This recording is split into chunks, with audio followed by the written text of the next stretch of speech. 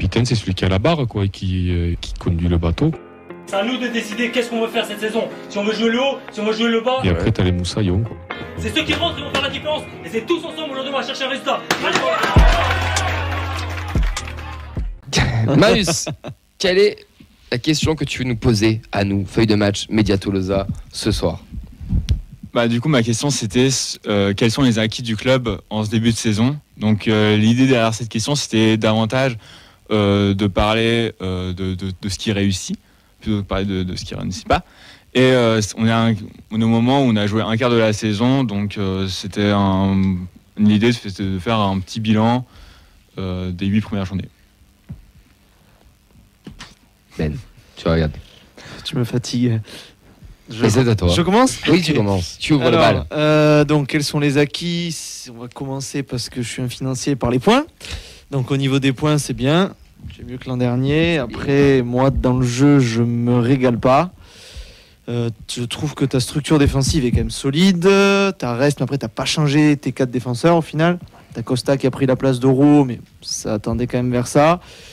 T'as changé tout ton milieu et moi je reste toujours dans l'incertitude de quel est le meilleur trio à mettre. Et offensivement, Dalinga est un peu dans le dur, donc pour moi il va falloir un peu de temps pour lancer la machine. Et encore une fois, je trouve que tu manques d'ailier puisque tu as Aboukal et Sissoko blessés. Alors, on est un peu sur du remake de vendredi là pour le coup, mais bon, c'est pas, vous étiez pas là, donc on va je suis désolé, mais sache ça. Bah, je préfère le dire au cas où. Spontanément, j'aurais répondu pareil. On me demande quels sont les acquis, j'ai envie de dire 10 points. Tu vois, parce que c'est ce qui surnage de tout ça au final. C'est le côté data, quoi. On a 10 points et on est bien content de les avoir. Et c'est sûrement 10 points qui seront très importants pour la suite de la saison. Et allez, s'il faut un véritable acquis, mais qui n'est pas une surprise, c'est Guillaume Rest. Parce que Guillaume Rest, il était sur orbite déjà, mais on ne savait pas quand est-ce que la fusée allait partir. Là, elle est partie, on verra jusqu'où elle va. Mais ça fait vraiment du bien. Et sur chaque match, je me régale à le regarder. Je prends toujours 4-5 minutes où je ne regarde que lui pour voir ses gestes, ses attitudes et tout. Et T'es amoureux, quoi. Ouais, je suis à deux doigts, quoi. Quand ils attaquent face au virage, là, je le vois de très près. Mais ouais, franchement, très, très bien. Et puis, sur le reste, ça va prendre du temps à se faire. Mais moi, chaque fois que je viens ici, je reste sur ma même ligne. Voilà. On a un effectif plus complet, plus profond. On a plus de formules possibles, plus de manières pour s'en sortir. Et même si ça ne prend pas la manière qu'on l'aurait espéré, il faut se donner le temps. Donc qu'est-ce qui est acquis, c'est 10 points et du temps pour la suite. Parce que si on n'avait pas 10 points, on manquerait de temps. Là, on en a pour voir un petit peu plus loin. Et on voit avec Lyon que eux, ils n'ont pas de temps et qu'il n'y a pas d'acquis du tout. Donc c'est clair que là, nos 10 points, il faut les garder précieusement. Oui, pardon. Et tu as quand même joué 3 des 5 Européens aussi. Je trouve que ça compte sur un quart de championnat. Clément.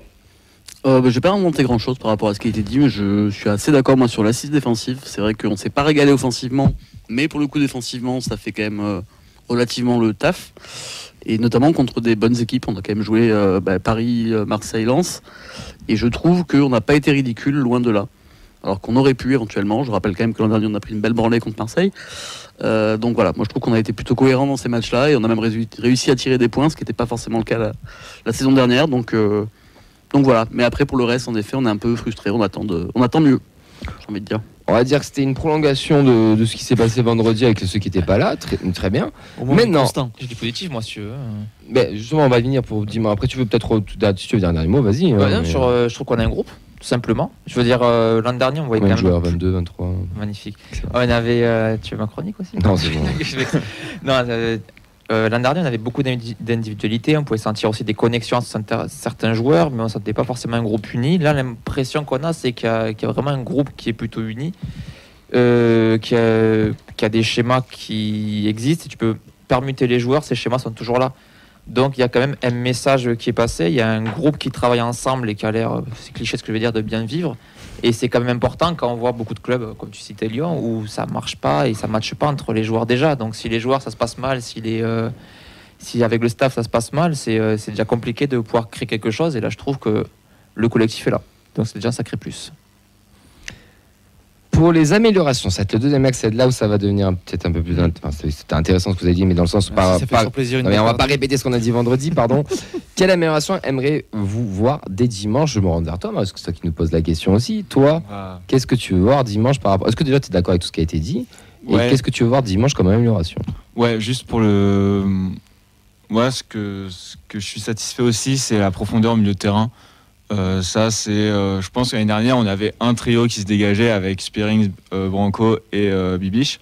Et là, cette année, on a 6 de tête. Avec, du coup, si je fais la liste, Spearings, Sierro, Caceres, Gelabert, Schmitt et Genro. Et je trouve que les combinaisons possibles, elles sont quasiment illimitées. Donc on parlait en off tout à l'heure de faire un milieu Caceres, Schmitt, Sierro, c'est possible. Mais derrière, ça voudrait dire que Schmitt, derrière, qui est l'un de nos meilleurs joueurs en ce début de saison, tu le mets sur le banc. Ça peut apporter des choses, mais en même temps, ça te contraint pas mal au niveau de l'animation offensive. Donc en fait, moi, c'était plus sur le milieu où là, vraiment, j'ai des certitudes aussi sur notre qualité profonde sur le match. Donc certes, il n'y a aucun joueur qui a la qualité technique de Branco. Je pense qu'on est tous d'accord par rapport à ça. Oui, mais bon, une équipe, c'est pas un joueur. Non, mais c'est clair, mais ce que je veux dire, c'est on a on a kiffé le top joueur. 3 ans, c'était cool. Ouais, ça. On a eu Ben Yedder à notre époque aussi, des joueurs fins comme ça. T'en as un tous les 10 ans. Manu Garcia, oui, je sais. T'en as un tous les 10 ans. Il y en a un qui reviendra. Oui, c'est ça. Donc, du coup. Il revient Et du coup, l'aéroport. Et du coup, juste le dernier axe d'amélioration, c'est le retour en confiance de Dalinga. J'espère que ça viendra et c'est déjà un peu reparti depuis l'USG, depuis le match face à l'USG où il a marqué le penalty. Le match d'après à Lens, il a fait une passe D. Le match d'après qui est donc, alors si je réfléchis, Brest, il marque. Metz, il marque. Ouais. Et du coup, derrière, à Linz, il fait l'appel décisif pour Soiseau. Donc il n'est pas décisif sur le terme des scores, mais il est là, il est sur les actions décisives. Donc du coup, j'espère que ça continuera et qu'il marquera davantage. Et je lui pardonne presque sa mauvaise entrée face à Brest. Ouais, pour Dalinga, je pense que je l'ai dit déjà, c'est un joueur de surface. En début de saison, comme le match contre Lens, tu joues à 50 mètres de tes buts. Pour lui, c'est pas un match facile, voire 75. Et je trouve que voilà, on voit, même contre Brest, même s'il rate, je trouve qu'il a retrouvé de la gestuelle et les bons appels. Tu sens qu'il l'a pas perdu, même s'il se rate, tu vois, même le but qu'il met contre Metz. Je sais pas, il a une qualité c'est un renard, quoi, une qualité en surface, il fait toujours un bon appel et je pense que ça va venir, faut être patient avec lui.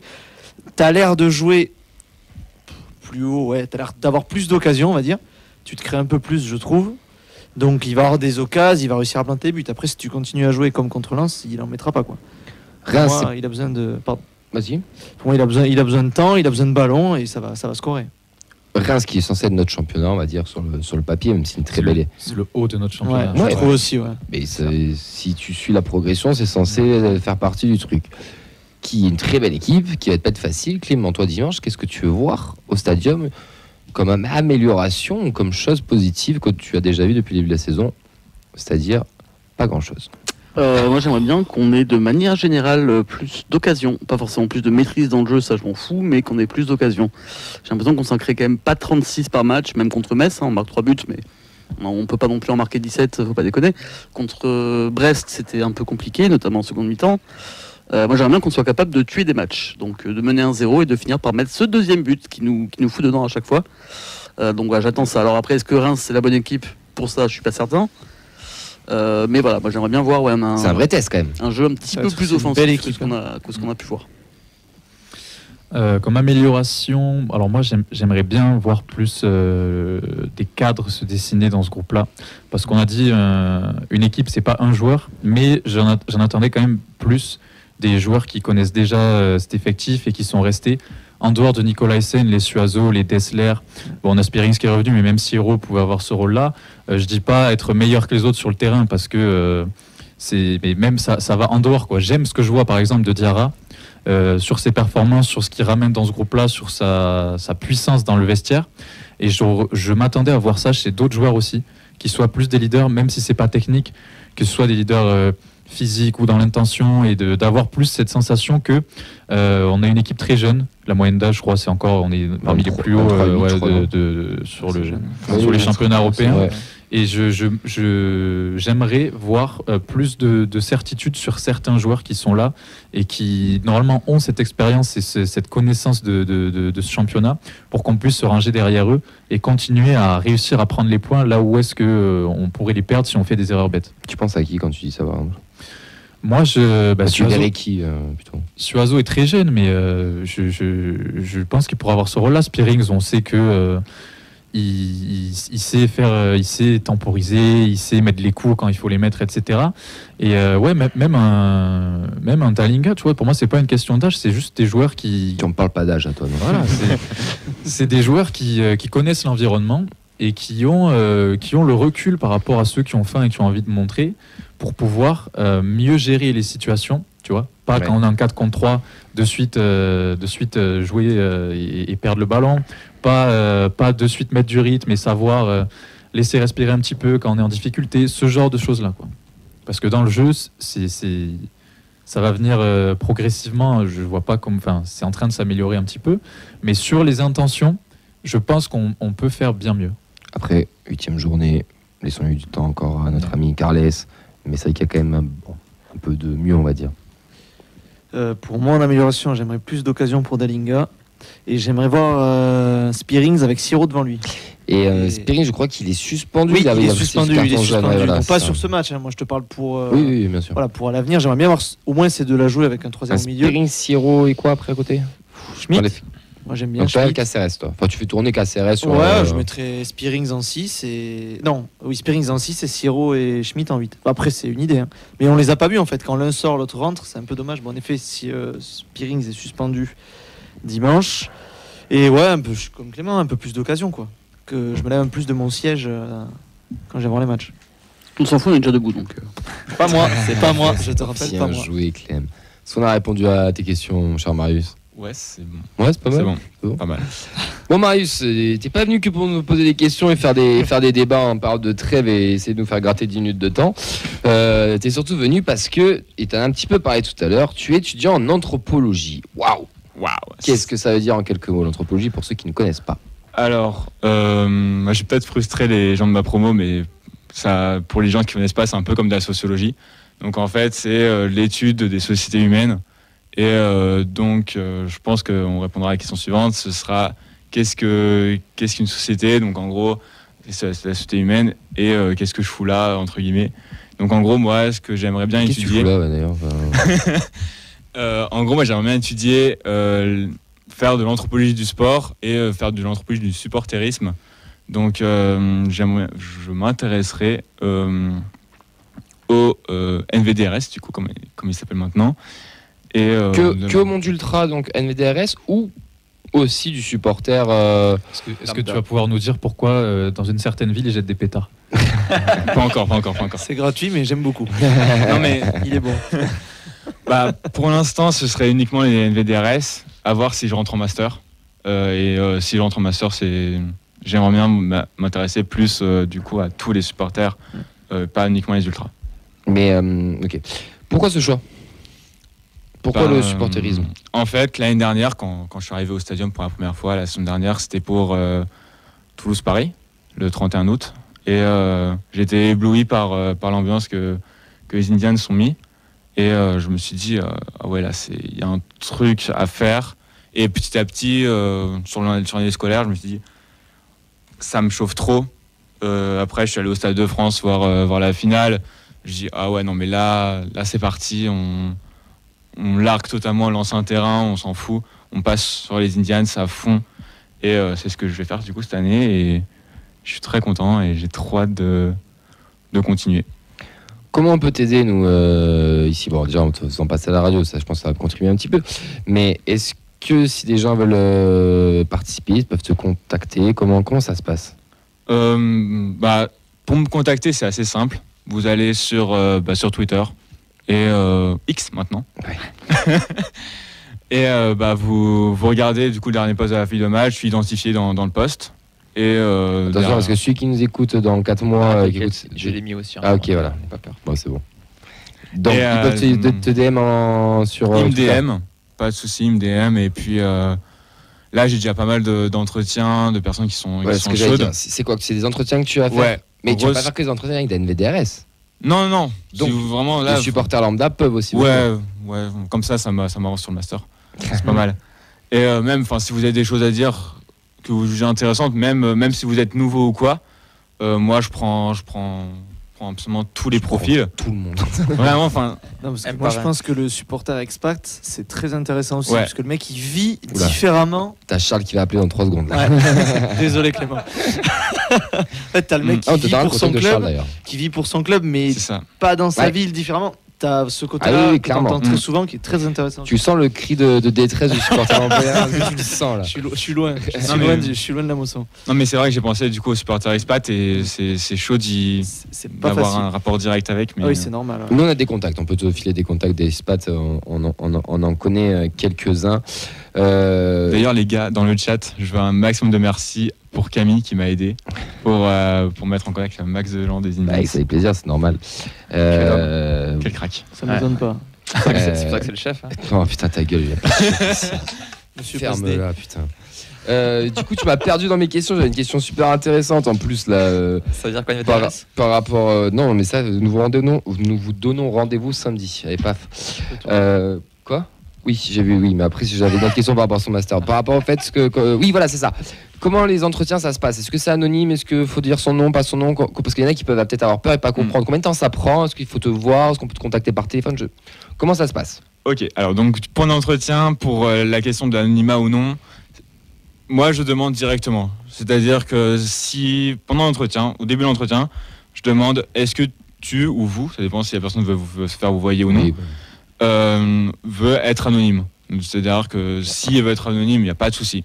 oui, c'est possible. C'est possible. Si elle veut pas être anonyme. Du coup, l'entretien, c'est quoi? Alors l'entretien, ça parlera de toute la personne, de toute l'histoire, pardon, de la personne avec le TEF, de comment elle a attrapé le virus Viola, de comment elle vit son expérience avec le TFC, de la manière dont elle se définit elle-même avec le supporterisme, c'est-à-dire que est-ce que c'est un supporter qui va voir les matchs, est-ce que c'est un supporter expat, est-ce que c'est un supporter qui va uniquement au bar, qui reste chez lui parce qu'il n'aime pas l'ambiance des stades, ça arrive, c'est normal. Pas au bar, du coup, parce que. Oui, au bar, mais enfin, bref. Et ça dure combien de temps? Et ça dure À peu près. autant de temps que les gens veulent. Donc c'est-à-dire Ok. que vraiment, si l'entretien dure 1 heure, ça dure 1 heure. En face à face, par téléphone, en zoom, en. Je sais pas quoi, c'est quoi? Il y a une préférence ou pas forcément? La préférence, ce serait en face à face, Ouais, le mais rapport direct. Le Zoom et le téléphone, c'est tout à fait possible aussi. Mais le mieux, c'est face à face. vous êtes supporter du TEF ou supportrice du TFC, vous êtes une diaz cartée ou pas cartée, il faut le contacter, ça l'aidera et c'est des initiatives qui sont très chouettes. Pour avoir fait de la socio à l'époque, je m'étais intéressé au mouvement ultra, il y avait très peu de livres qui existaient, hormis les Sébastien Louis, etc. Donc il faut soutenir aussi ce genre d'initiative. Il y a eu des très bons retours d'ailleurs du noyau qui était très chaud. Ouais. Tout le monde peut participer, même toi, ça peut être intéressant. J'ai un regard bien extérieur. Ouais, mais bon, ça va être intéressant aussi. Des expats, on t'en donnera. Des ex-lyonnais qui supportent le TEF comme Clément et Mehdi, on peut t'en donner aussi. C'est Et pas beau. on va te faire une mini-étude anthropologique, parce que regarde, on va s'intéresser à toi et ton parcours autour du TFC. Quel âge as-tu, Marius? Ah bah, du coup, j'ai 20 ans. Depuis combien de temps tu supportes le TEF? Là, du coup, c'est ma 2e saison. Depuis la montée. Comment tu es devenu supporter?